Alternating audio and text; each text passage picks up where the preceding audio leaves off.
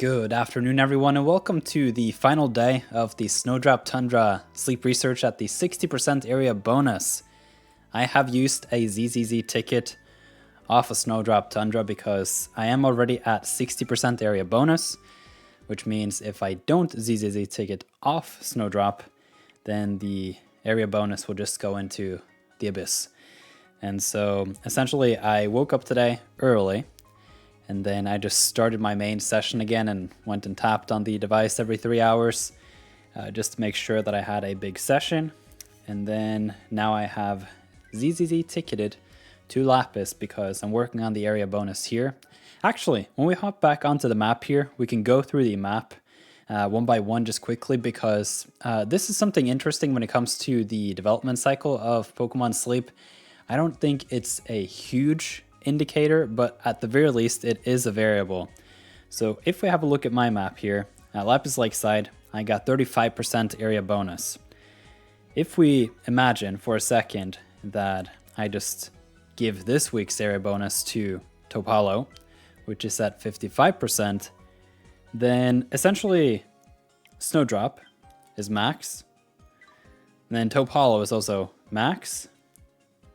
Greengrass Isle is, well, actually max, and Cyan Beach is sitting at 35%.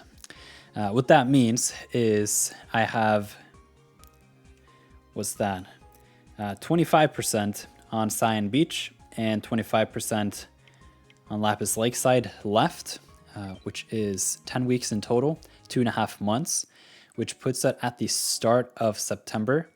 So by September, I would hope that we either get another batch of sleep style goals, and with that potentially an increase to 70% area bonus, which would give us another 2 weeks per area, which is another 2.5 months, which puts us at the start of December.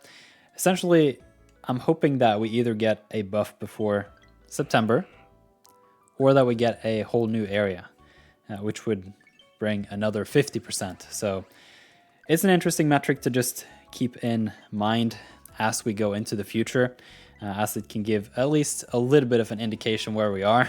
Hopefully, I would not like to just end up at some point just hitting max everything. That would not be good. But to an extent, you get a lot of drowsy out of it. So for me personally, I will keep... Wait, what's going on here? Oh, yes. This is the main session that I recorded now just at daytime. The problem here is it ended up snoozing. I was hoping that it would be either slumbering. I didn't think it would be dozing at all, but I'm surprised that it is snoozing. I must have rocked this way more often than I actually thought. I just put it on the footstool, so. All right, got 200 mil, no boosts from no events, just straight up juice. And the interesting thing here is I had a little bit of a chat with Brovinnie the other day from the video that he put out on Tasty Chance S. I am in the belief, probably in the wrong here, but that the crit chance on Sundays is from 10 base, which is all the other weeks except Sunday, to 20% base.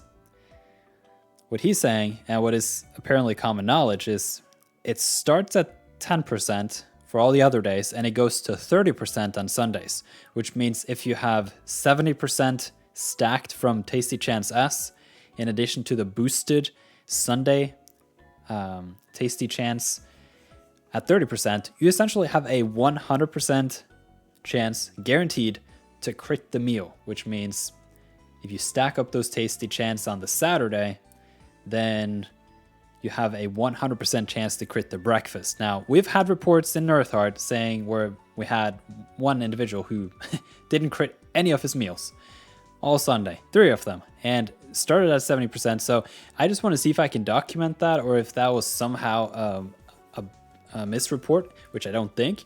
I suspect that there is a 90% chance, so it goes from 10 to 20, and then you have the additional 70%, so you have a 10% chance to fail the crit, making it a 0.1% chance to not crit altogether all Sunday.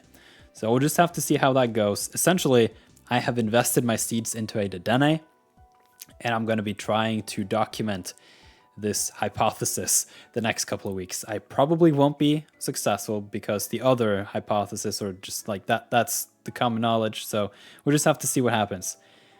Okay, I have been very unlucky this week, all week, with my sleep styles. Or sleep type rather. I can show you the history this week. I know I've been a bit off. Unfortunately, I just tend to fall a little bit behind early in the week and I fail to catch up. So nothing really interesting in this session here, although I have caught some Pokemon this week that we're going to have a look at after. So we got Raticate, Mareep, Slowbro, Jigglypuff, Rattata, another Rattata, Ditto, Slacking, and another Slowpoke. I really do not want the snoozing sessions. I literally have gotten more or less only snoozing the whole week, and I'm not happy about it. And so I'm thinking for this coming week, I think I have a heightened likelihood of getting dosing, hopefully. And at that point, I can finally get to see if I can find some Delibird, which is the whole point. I have basically found 0 Delibird since the last video, and so there's no progress there. Slacking, Raticate, Mareep, 3 Hungries, that's pretty good. Personally, not a fan of the Slacking. It is a berry specialist, but it is kind of a dual specialist because it has such a high skill rate, and so you probably want to catch it as a Slackoth. Not going to waste my biscuits on it. Overall, I'd put it in the D tier. I don't like the Pokemon. There's a very split fan base for Slacking in this game. Some people really adore this Pokemon. For me, it's too slow, and it's a bit awkward in how you want to optimize it. So yeah, not for me. I have been trying to get a good Raticate, and for me, I would like the Berry Finding Helping bonus combo. If I somehow can find that, I think that would be the only thing that would really increase my overall team at Snowdrop. It would be nice with a favored Berry Helping bonus, and I think potentially Raticate could do the job quite well. I have a really strong Ampharos, and I have an even stronger Mareep that I haven't invested in because I found it after the fact and all that stuff. So not really looking to put any biscuits into the Mareep. And then recently, I've also changed my strategy on the sleep points. I am no longer buying any biscuits for the most part. You can see I got 2 this month. So for the whole month, I got 2 Poke Biscuits. Got pretty desperate. So essentially, I'm getting the Master Biscuit for the legendaries. I'm getting the main skill seed and the sub-skill seed, and then I am aiming to get a net positive on these sleep points and just gonna carry that into the future. So I think at this point in time, I'm happy with Eradicate, and we can move on. So I will do a short nap here at Lapis because I have 10% remaining from this session. And let's see, I think Ditto here is the better candy. All right, let's see if this Raticate is any good. I'm getting pretty close to level 10 with the Raticate, which is funny because it is an evolved Pokemon. And it's just shown up that many times hungry where there have been no other Pokemon interesting for me to catch. Adamant Nature, that's huge. Whoa, had this been the level 10 one, huh? No Berry Finding, at least not in the first slot. Helping bonus, there it is. Speed of Help is up because of that Adamant Nature, and then you have Helping Speed. Whoa, this is really solid. Adamant Nature on Berry Finders is really strong, and for the most part, it is the Helping bonus that I'm looking for in Eradicate, so this is definitely not a bad Pokemon at all. I don't think I would consider Subskill seeding that Helping Speed S, so I'll just have to keep on looking. I have 1100 Raticate or Rattata candy, so that's ridiculous, and it's to the point where I can probably just boost a Rattata all the way to level 50 or close to it. And so I'm here at Lapis just to get the area bonus increased. Lapis Lakeside is the most difficult area so far, particularly for me with my collection. So any area bonus boost I can get, I'll take it. So I'm thinking we should probably go into the bag here first and just have a look at some of the things that I've caught this week. I'm thinking potentially, so let's have a short like pep talk. I am in the works of building a Pokemon Sleep website. It's not going to be primarily Pokemon Sleep, but at the very least in the beginning, the primary content on the site will be about Pokemon Sleep. I would say overall, with my daily videos the past couple of months, I feel like I've reached the point where I've kind of covered most of the things that are easy for me to cover and interesting. And so what I'm spending the most time doing right now is the website has a skeleton built out. So it functions, it's structured properly, and it works. But I have a lot of pages that are simply empty because I haven't written the content. And one of the things that I want to do is I want to write a original article, creative content on each of the final evolutions in the game.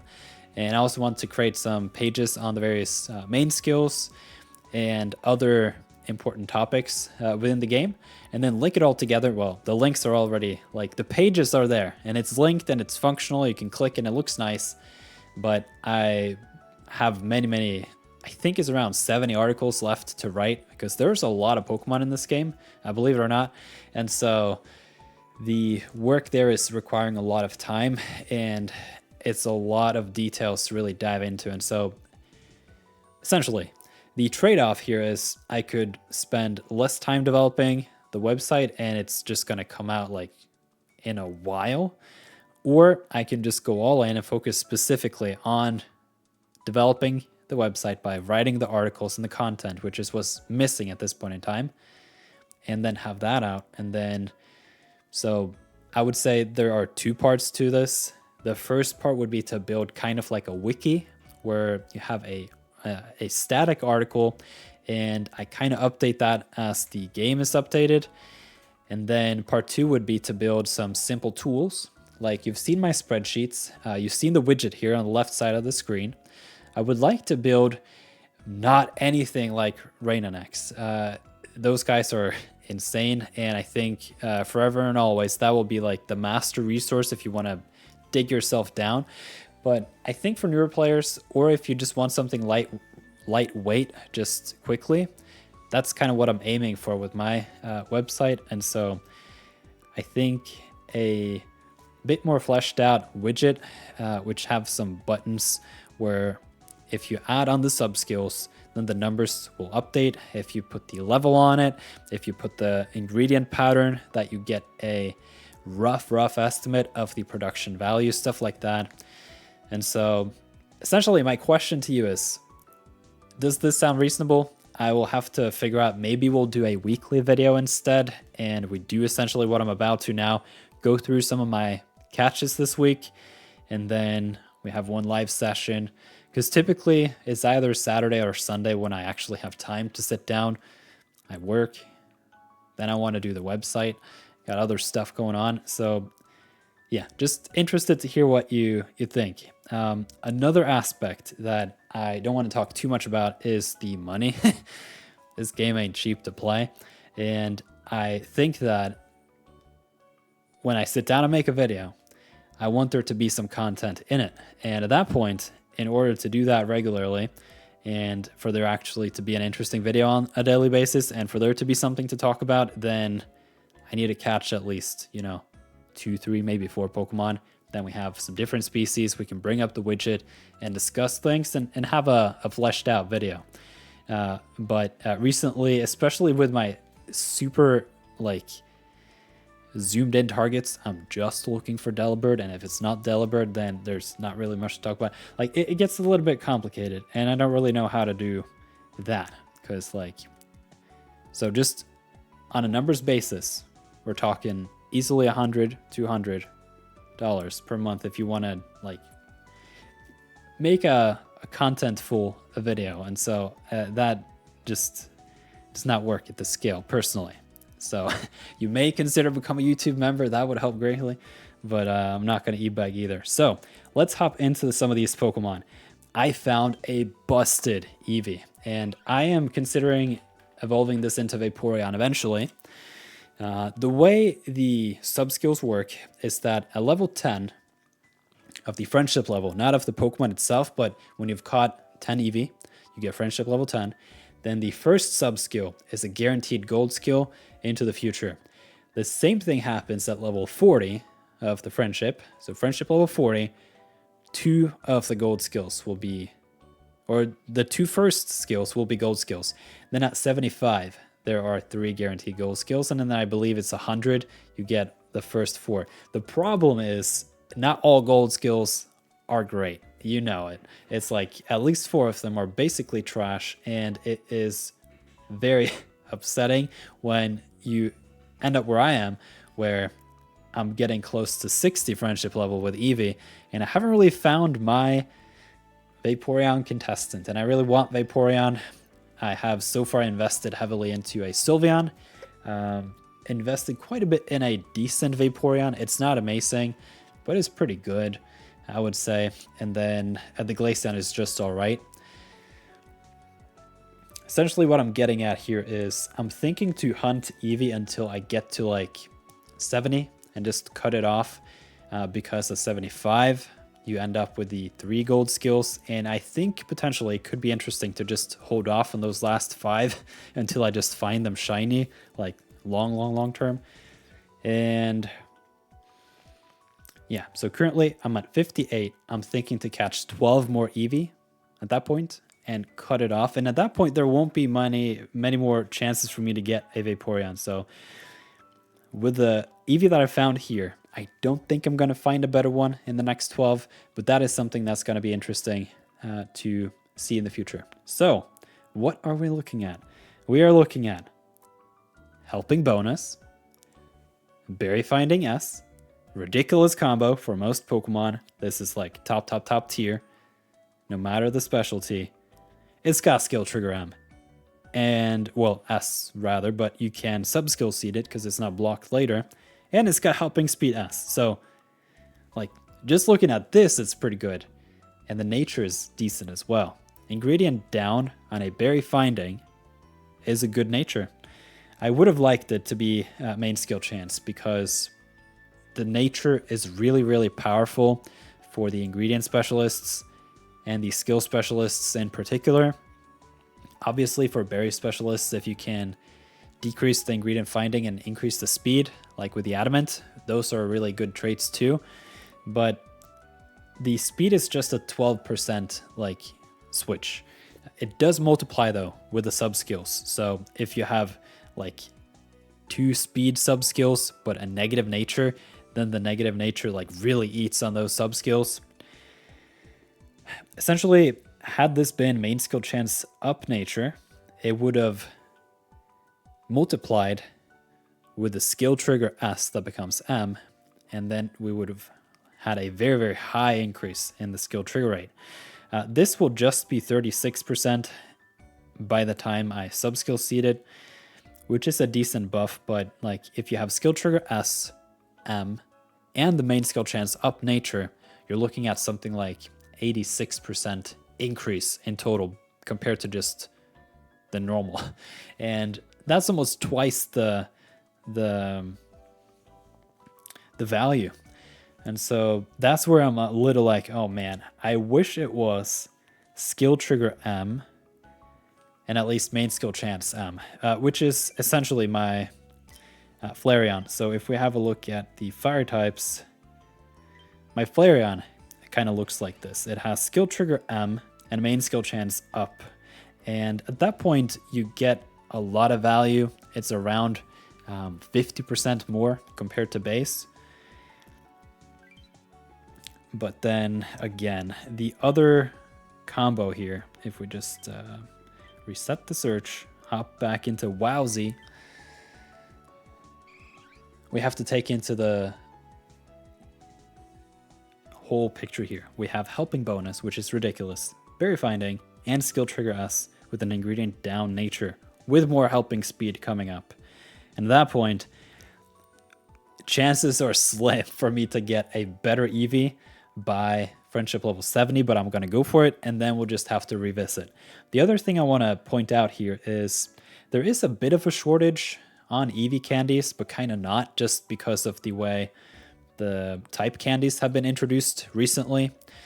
If you count across the evolutions, and Eevee is included, you have 9 in total, and they're all unique typings. And in the game, and in Pokemon in general, there are 18 types total. So if you do some candy conversion, you have essentially 50% of all type candies can be converted to Eevee candies if you have all the evolution. So you may not want to evolve everything into the evolutions, but maybe you're lucky like I have been. I found a hungry Espeon twice, and I can therefore use the Psychic Candy M, which is a Psychic type candy, but it becomes Eevee candy. So I can go back here and reset the search and hop back into this Eevee, which I'm kind of interested in making into a Vaporeon, and then I can use it to power up my Vaporeon. So essentially, with Eevee having so many evolutions, you're spread thin on the candies. But then with this new candy mechanic conversion thingy, you kind of get backup. So my whole point is that my Sylveon is one of my best Pokemon overall. The healer on your team is really important.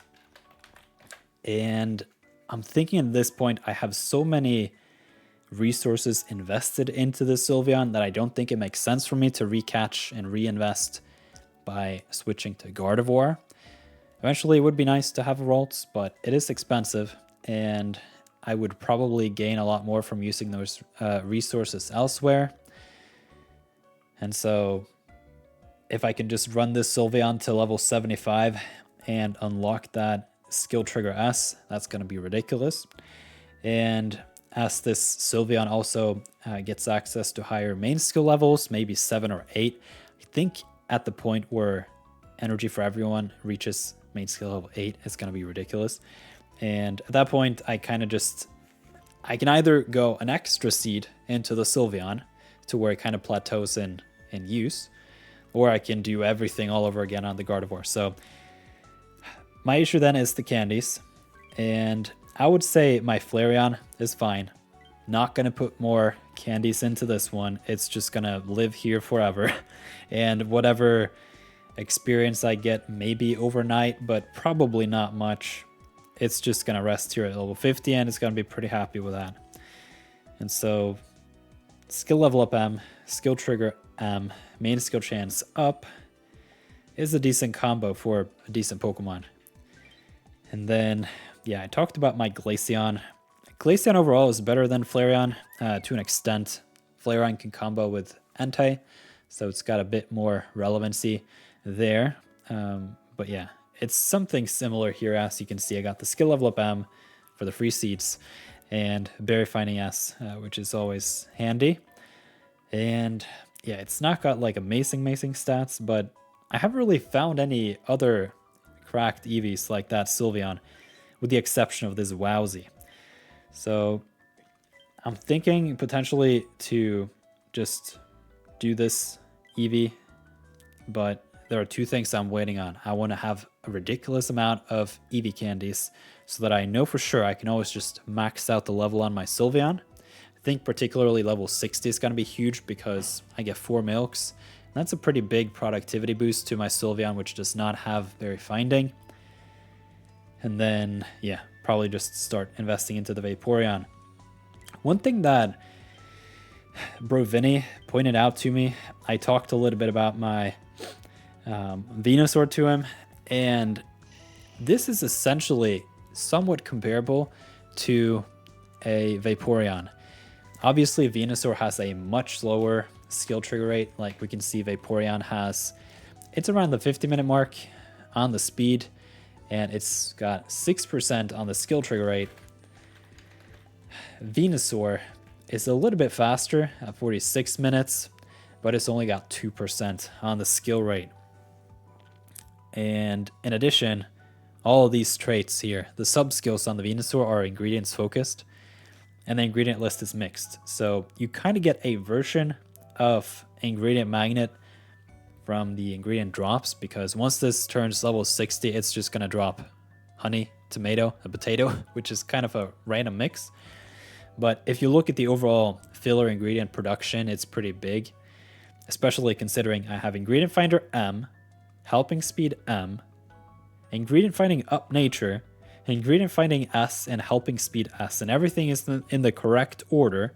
And I even got the helping speed, no, what am I saying? The skill level up M. So I put seeds into it as well, or just one. And yeah, it probably triggers 1 to 2 times a day, which gives another 40 ingredients. And then I do look forward to that potato drop at level 60. I don't remember if I showcased this in another video, but I did find, yeah, I did, a Mono Honey Berry Finding Inventory Ivysaur. So that's going to be cool. Thinking for the first coming time here that I'll just do the Venusaur to level 60 and then start on my Honeysaur. So yeah, that's that. So with that Venusaur, I'm not like in a rush either to go for the Vaporeon, but it would be really nice, given that I found the berry finding, helping bonus. If I can then find a good Suicune, then that Eevee is going to be really, really good. So yeah. Let's see, that's what I'm planning currently. Date registered. And so that was Eevee. I showed off the shiny Slowbro in the last video. I don't know if we talked about this one. It's a decent one. It's got ingredients finding down, which sucks. And it's got the same ABA pattern that my other Gengar has, which is unfortunate. I'm kind of looking for another mushroom Gengar, but I would really want that berry finding, so I'm kind of okay with it not being a perfect ingredient list. But yeah, that ingredient finding down nature is pretty brutal, and I think the hunt just continues. Hopefully it will be an interesting Halloween event this year. Maybe I can find one then, because Ghastly is pretty rare. Okay, so apparently I've starred another Eevee here. Let's see what this is all about. I don't remember. Helping bonus. Oh, this was all gold. Did I showcase this in the previous video? Probably did. That's just funny, man. Okay, so since the last video, for sure, I know I haven't showcased this, which is a Togetic, which I've nicknamed Togekiss because I intend to invest in this at some point for fun. So Togetic here is shiny, and I don't think I found a single shiny Pokemon that is like borderline useful. So when you look at this, you kind of have to go like, you know what, this kind of works. It's got skill trigger S, helping speed M. Ingredient finding, decent. Inventory, decent. But it's got main skill chance up. Nature, gentle, plus skill trigger M, plus helping speed M. And those are all available at level 25. Is huge. And it's shiny. So overall, very satisfied with it. I'll have a third Togekiss. Oh man, would it be funny if I just eventually have 5 Togekiss, because it is my favorite Pokemon. And I'm playing this game just very long-term thinking. And it's a lot of fun. So that's essentially what the collection looks like. That is the recap for the week. You can see I haven't really caught much. I'm trying to hold on the resources for when I can do videos, because then the videos get more interesting and all that stuff. My Lucario is triggered a lot today, despite the fact it has no skill trigger increases, so I'll take it. One thing I wanted to take a look at is the sleep data, just to show you how annoying this has been. Snowdrop, not known for its many good snoozing type Pokemon. So you can see snoozing, balanced, snoozing, snoozing, snoozing, snoozing, dozing, snoozing, dozing, snoozing, dozing, snoozing, snoozing, snoozing, snoozing. It's just a long streak. Like when was the last slumbering? I don't think it is my nap sessions that's been messing, because I've barely done even any naps the past couple of weeks either. You see, it's 2 weeks since I did a nap. There's the slumbering. So yeah. Feel optimistic that... So yeah, the balance type here is interesting because then it kind of gives you the bar that you have to beat. Slumbering at 25% is ridiculous.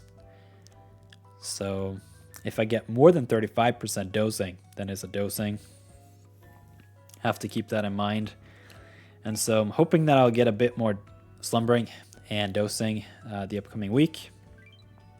And I'm just going to keep on going for that Delibird. I know that Growth Week is coming up. There is a news announcement here about it. We have talked about that a little bit, but just to cover the plan here, I'm thinking to just go Snowdrop Tundra. Maybe I'll change my mind tomorrow, especially considering, like, if you look at the sleep data, doesn't it look like to you that I should get some more slumbering? That would be great for Beware. So Beware, Stuffle, both slumbering. And Brovinnie put out a really good video breaking down how this event is really strong for Stuffle. So you know what I'm thinking? I should probably just take the week off and go Lapis.